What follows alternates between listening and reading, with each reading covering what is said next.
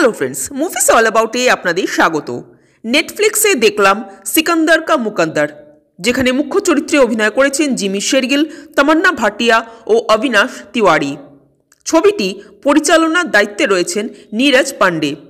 গল্প সম্পর্কে যদি বলি তো একটি এক্সিবিশন থেকে কয়েকটা লাল রঙের ডায়মন্ড চুরি যাবে, যে ডায়মন্ডগুলোর সমবেত মূল্য 50 থেকে 60 কোটির মতো। পুলিশ অফিসার জসবন্দর সিং এই কেসটার তদন্ত করবেন। তদন্ত করতে গিয়ে তার সন্দেহের তালিকায় 3 জন এসে পড়বে। প্রথম সেখানকার ম্যানেজার, দ্বিতীয় হলেন কামিনী অর্থাৎ তামান্না ভাটিয়া এবং তৃতীয় হলেন সিকান্দার শর্মা অর্থাৎ অবিনাশ তিওয়ারি। পুলিশি জেরার মুখেও এরা অটল থাকবে এবং নিজেদের নির্দোষ জাহির করতে চাইবে। কিন্তু পুলিশ অফিসার জসবন্দর সিংয়ের দৃঢ় ধারণা হয় যে হিরে এই 3 জনই চুরি করেছে।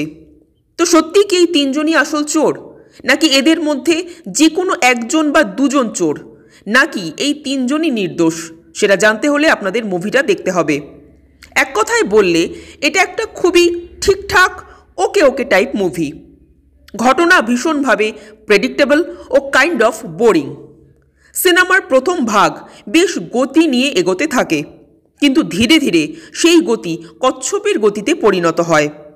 এই পুলিশ কেস চলতে থাকে 15 বছর ধরে এবং এই বিশাল একটা গ্যাপে সিকান্দারের জীবন কিভাবে চলতে থাকে সেটাই দেখানো হয়।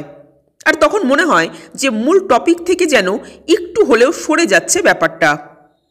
ছবির শেষের দিকে আস্তে আস্তে মনে হবে যে ঘটনা তো জানাই, শেষে কি হবে সেটাও বোঝাই যাচ্ছে।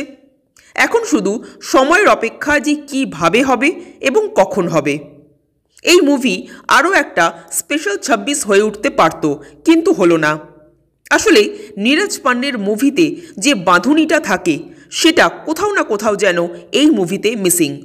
বাট তাও বলবো, ওয়ান টাইম ওয়াচের জন্য এই মুভি কিন্তু খারাপ না। আমার মোটামুটি লাগলো। আপনাদের কেমন লেগেছে কমেন্ট করে জানাবেন। আর আমাদের ভিডিও ভালো লেগে থাকলে প্লিজ লাইক, শেয়ার ও সাবস্ক্রাইব করতে ভুলবেন না। Thank you.